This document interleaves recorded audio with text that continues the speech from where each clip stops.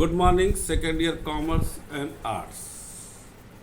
ये total part 10 lecture है, consumer equilibrium का fourth.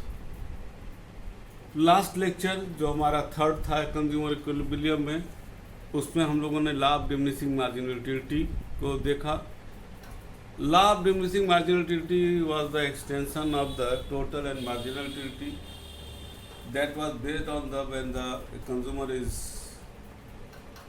consuming the single goods. Now in this part we will discuss the equimarginal utility. equimarginal utility के संदर्भ में हम 2-3 basic point आपको बताएंगे। आप इसको अपने कॉपी पर लिख भी लेना। ये पहला ध्यान देना कि लॉ ऑफ इक्विमार्जिनल यूटिलिटी, इसको हम अभी बहुत अच्छे एग्जाम्पल से आपको बताएंगे, लेकिन पहले इसका एकदम एग्जैक्ट डिफिनेशन आप लिखना। According to this law, maximum satisfaction out of the expenditure of a given sum can be obtained if the utility derived from the last unit of money is spent on the each object of expenditure is more or less या the same. Don't worry, अभी हम इसको बताएंगे आपको उसको। Third, second point, law of proportionality, अनुपात। Modern economics have given the new name to this law. They call it law of proportionality. According to them, a consumer gets maximum satisfaction when the ratio of marginal utility derived from the different goods and their prices is equal. It symbolizes the condition must be explained.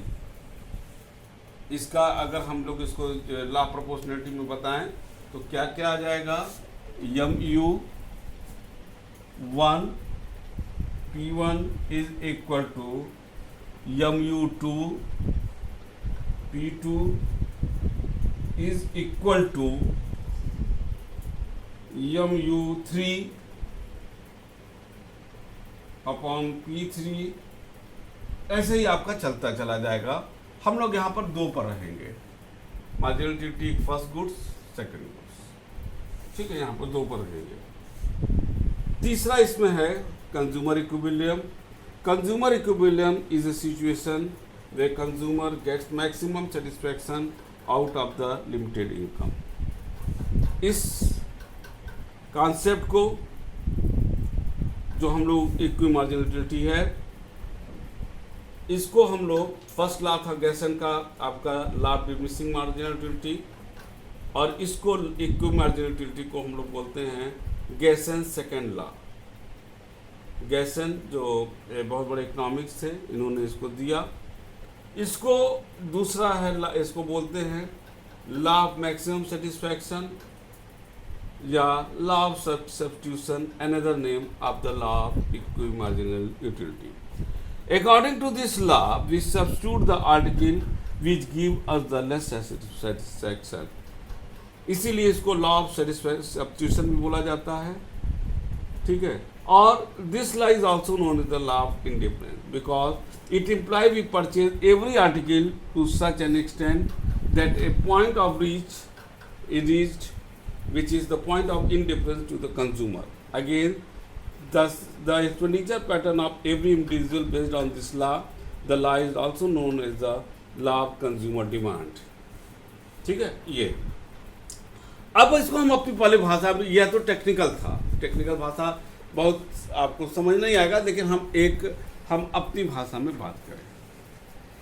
अब यहाँ पर जो ये आपकी किताब में जो explanation है वो 2 प्रोडक्ट पर है। 2 प्रोडक्ट का मतलब आपको जो है, आपको पिज़्ज़ा भी पसंद है और आपको चॉकलेट भी पसंद है, और दोनों पर आप खर्चा कर सकते हो, दोनों पर बराबर। इनकम आपका फिक्स है। एक दिन आपने चॉकलेट खाया, फिर चॉकलेट खाया, अब 2 बार खाने से उसका यूटिलिटी गिरता है। जब यूटिलिटी गिरेगा, now you are not ready to purchase the goods from your income.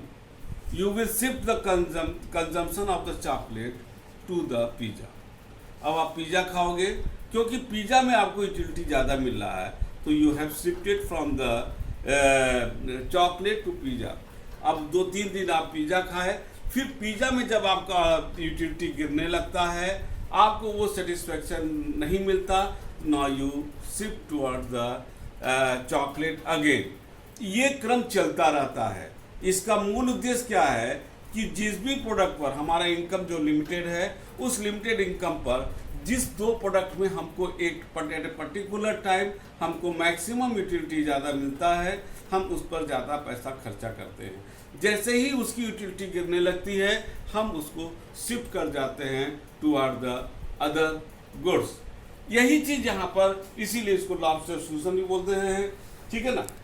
अब इसको अगर हम बुकिश लैंग्वेज में बात करें, every consumer has unlimited wants but the money income available of his disposal at any time is limited. मैंने बोला भी था, इनकम लिमिटेड या एक पर्टिकुलर होना चाहिए। The problem is there for how to make the best use of income. उस income को कैसे हम बेस्ट यूज करें, how to obtain the maximum satisfaction, the principle of substitution explain the best way of the distributing in income.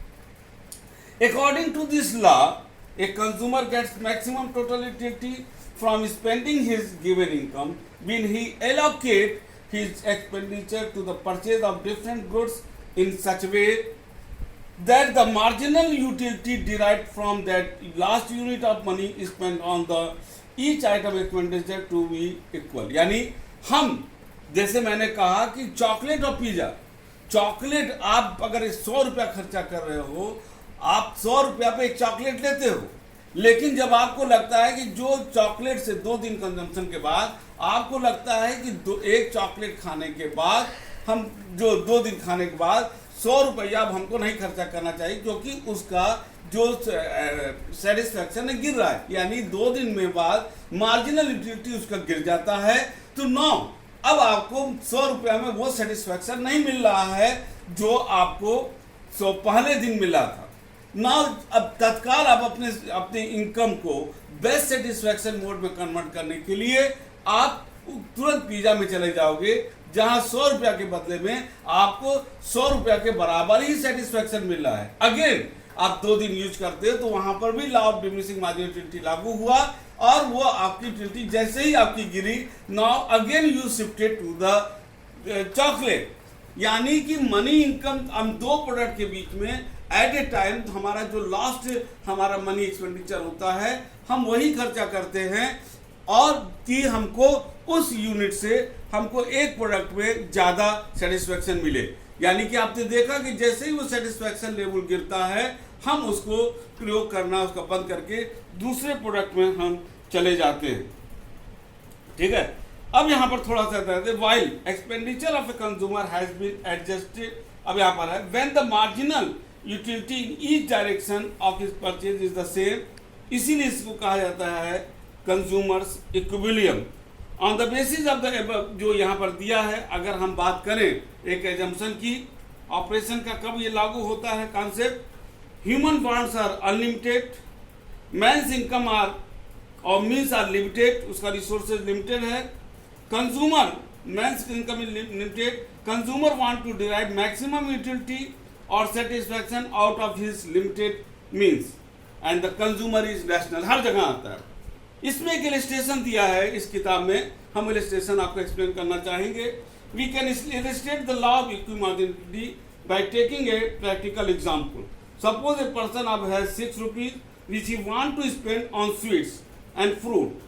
The following table shows the marginal utility of spending such as rupees of income on the sweets and fruit. अब चलते हैं हम लोग थोड़ा सा इस पर बात करते हैं जो इसमें दिया हुआ है, ठीक है। तो टेबल हम बनाते हैं बेटा, और आप लोग देखिए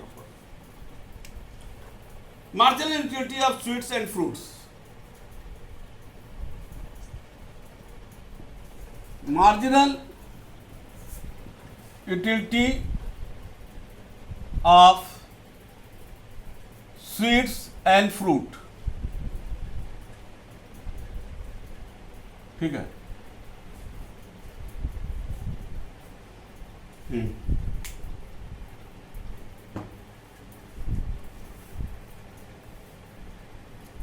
टेबल बनाते हैं आपका यूनिट्स ऑफ मनी कितना खर्चा करते हैं, इसमें हम हमने एग्जांपल में दिया यूनिट्स ऑफ मनी।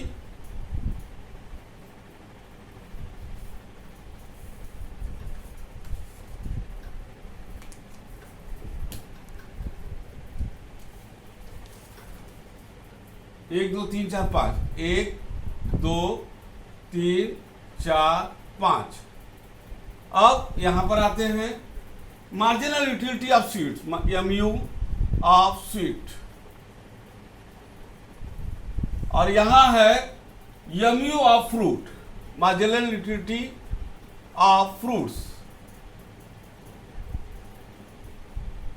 100 इस पर 80, 90 दूसरे पर 90, 50। यहां पर एक और लिख देंगे 1 2, 1 ब्रैकेट में 2, 80 पर 3, फिर 70 है, तीसरे पर 70, यहां 4 लिख रहे हैं, इसको बता रहे हैं अभी क्या है 4, और फिर यहां पर आपका पहले 3, 70 हो गया, 70 का यहां पर 40, चौथे पर आपका 50,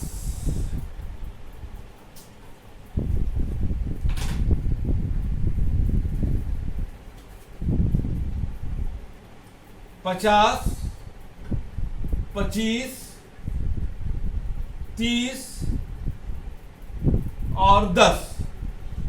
अब आप देखो यहां पर हमको मैक्सिमम 6 यूनिट्स है हमारा।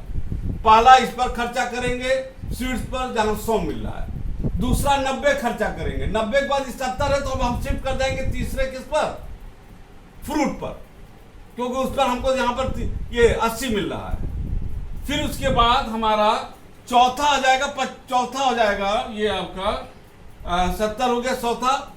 अब हमारा 1 2 3 4, अब यहां पर पांचवा पर ये आ गया 50, क्योंकि ये जो है आपका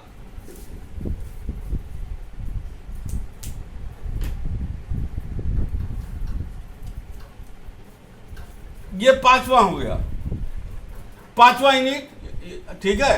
अब 50 के बाद यहां पर 30 है, ये है 25, तो ये छठा यूनिट हो गया। यानी पहला फिर से 100, पहला यूनिट हम 100 को यहां पर लेंगे, दूसरा 90, तीसरा 80, चौथा 70, पांचवा 50 और छठा 40। बाकी हम नहीं खर्चा करेंगे 25 30 और उस पर, ठीक है ना। अब इसको अगर ध्यान से देखा जाए, from the table given above we can easily see that the consumer will start by spending the first rupees on sweet, because the सबसे ज्यादा स्वीट पर खर्चा करेगा, because the highest marginal utility is in the sweets। वही हो रहा है कि स्वीट सबसे ज्यादा मार्जिनल यूटिलिटी 100, फिर उसके बाद दूसरा रुपया खर्चा करेगा 90, तीसरा आ जाएगा फ्रूट पर 80, चौथा हो जाएगा स्वीट्स पर अगेन 70, पांचवा हो जाएगा आपका क्या कहते हैं चौथा, ये आपका देखिए छठा भूला गया 50 का, ये छठा 40 नहीं होगा, ये छठा तो ये होगा छठा 50। इस तरीके से ये है, इसको खर्चा करेगा। अब अगर एजम्पशन ऑफ द लॉ की बात करें, ये लॉ कब लागू होता है? पहला है कंज्यूमर इज रैशनल पर्सन, दूसरा यूटिलिटी कैन बी मेजर्ड, तीसरा marginal utility of money remain constant, चौथा है substitution of goods is possible. यहां पर सब्स्टिट्यूशन ऑफ गुड्स है sweet to fruit, fruit to sweets. पांचवा है prices of the commodity do not change. छठा है consumer of consumer remain unchange, and consumer should have complete knowledge of the market condition, ठीक है ना। अब यहां पर देखो जो प्रोपोर्शनल मार्जिनल यूटिलिटी लागू होता है उसके संदर्भ में अगर हम बात करें, the law as formulated by the classical economics has been subjected to the various criticism, ये सब तो अलग है, प्रोपोर्शनल मार्जिनल यूटिलिटी जो इसको कहा जाता है, according to the law of proportional marginal utility a consumer would be in an equilibrium position only at a point where the ratio of the marginal utility of a commodity X of its price is equal। ठीक है, तो यहां पर जो आता है, जैसे MU ये X है, MU X ये Y है, अब ये दोनों बराबर चलेगा हर यूनिट पर, क्योंकि जहां पर आपको मैक्सिमम यूटिलिटी मिलेगा हम अपना खर्चा करेंगे। तो यहां पर वही जो हमने पहला ग्राफ बनाया था वही चलेगा, MU आपका पहला अपॉन प्राइस, दूसरे पर MU अपॉन B जो दूसरा गुड्स है फ्रूट अपॉन A। तो where MU marginal utility price, M यहाँ पर marginal utility of the given money income. इसको अगर हम लिखें, इसको थोड़ा सा, MU A P A इज equal to MU B upon P B is equal to MU, अगर यहां पर छोड़ दो इसको, इज M। अब यहां पर क्या है, MU का मतलब marginal utility, P for price और M फॉर हो गया marginal utility of the given money income. यहां पर A B का मतलब हो गया दो कमोडिटी है, यानी जो मार्जिनल यूटिलिटी चाहे हम A पर प्राइस पर खर्चा करें, B पर खर्चा करें, हमको जिस पर सेम सेटिस्फैक्शन मिलेगा हम उसको उसी पर खर्चा करेंगे। थोड़ा सा हम तुम्हारे किताबों के उस पर आते हैं, इस किताब से इक्वी मार्जिनल यूटिलिटी का। ठीक है, यहां पर जो है, अब देखो जब MU इज मोर देन, जैसे स्वीट्स पर MU is more than the, अगर इसका रहेगा आपकी किताब में देखिए दिया है मोर देन और लेस देन, जैसे ही ये मोर देन होगा तो इस पर खर्चा करेगा, और अगर ये लेस देन हो जाएगा तो ये शिफ्ट कर जाएगा। यही देखो दिया हुआ भी है आपकी किताब में, MU इज मोर देन वाला एक चीज दिया हुआ है, यहाँ पर ये लेस देन। तो यहाँ पर जो शिफ्टिंग चल रहा है MU का वो यही है, इस ग्राफ से क्लियर हो जा रहा है। यदि मार्जिनल यूटिलिटी इसका ज्यादा है तो हम अपना इस पर ज्यादा खर्चा करेंगे, और जैसे ही इस पर कम होगा, हम देखो 80 90 के बाद 70 हुआ तो हम शिफ्ट कर दे 80 पर, फ्रूट पर। 80 के बाद ये 50 आ रहा था, हम तुरंत शिफ्ट कर दिए मार्जिनल यूटिलिटी, क्योंकि हमारा स्वीट्स का ज्यादा हो रहा था। तो लेस देन और जो मोर देन का फॉर्मूला दिया है आपका, इसमें वही दिया हुआ है जो हम आपको समझा रहे हैं। ठीक है, क्लियर बेटा?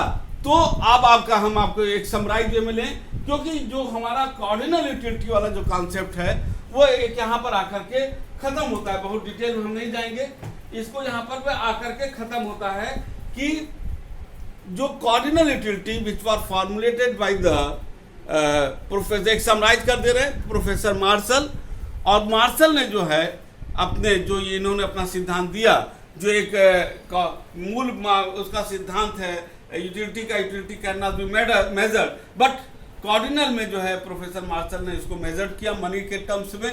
और टोटल यूटिलिटी और मार्जिनल यूटिलिटी जो है वो आपका कॉर्डिनल अप्रोच के तहत आता है, जिसमें इन्होंने जो है प्रोफेसर मार्शल ने यूटिल्स, यूटिलिटी को इन्होंने यूटिल्स के संदर्भ में लिया। ठीक है, जिसमें हम लोगों ने total utility, marginal utility, law of diminishing utility, law of diminishing marginal utility, and last में जो हम लोगों ने आज देखा law of equi marginal utility को हमने देखा। ये अब तक जो चल रहा था ये टोटल था कॉर्डिनल। अगले क्लास में हम लोग आएंगे जो है वो होगा मार्जिनल, अरे क्या कहते हैं, ordinal utility. Ordinal utility that was formulated by professor Higgs. दोनों में बेसिक अंतर क्या होता है, यहां पर मनी के टर्म से हम लोग देखते हैं 1 मिला, 2 मिला, 3 मिला, और वहां ऑर्डिनल में ऑर्डिनल का नाम ही बना है ऑर्डर से, according to order, first, second, third, ये होता है। तो this was the basic difference. बाकी डिटेल तो हम लोग जब आएगा उस समय पढ़ेंगे। तो नेक्स्ट क्लास जो हमारा अब चलेगा वो ऑर्डिनल यूटिलिटी पर रहेगा, और कॉर्डिनल खत्म हो गया, ऑर्डिनल अब शुरू होगा नेक्स्ट क्लास में। तब तक इसको कॉर्डिनल को पढ़ लीजिएगा। हम एक चीज और सजेशन देंगे, apart from your books, if you want to get the good knowledge about your this topic, तो you can also go through the BCom previous book VC Sinha की किताब आती है, उसमें ये बहुत अच्छे तरीके से दिया है, लेकिन वो काफ़ी डीप में है, लेकिन समझने के लिए उसको भी आप एक संक्षेप में ले सकते हो। बट ये आपकी किताब काफ़ी है, इसको आप मेन इसको रखिए। वहाँ से भी अगर आपको मिल जाए तो बीकॉम प्रीवियस या पीए इकोनॉमिक्स में चलता है, उसको भी आप थोड़ा सा अगर अच्छा पढ़ना चाहते हो तो आप ले सकते हो। ठीक है, अगले क्लास में ऑर्डिनल यूटिलिटी के साथ, इनडिफरेंस कर्व के साथ हम फिर से आएंगे। तब तक के लिए good day and good bye.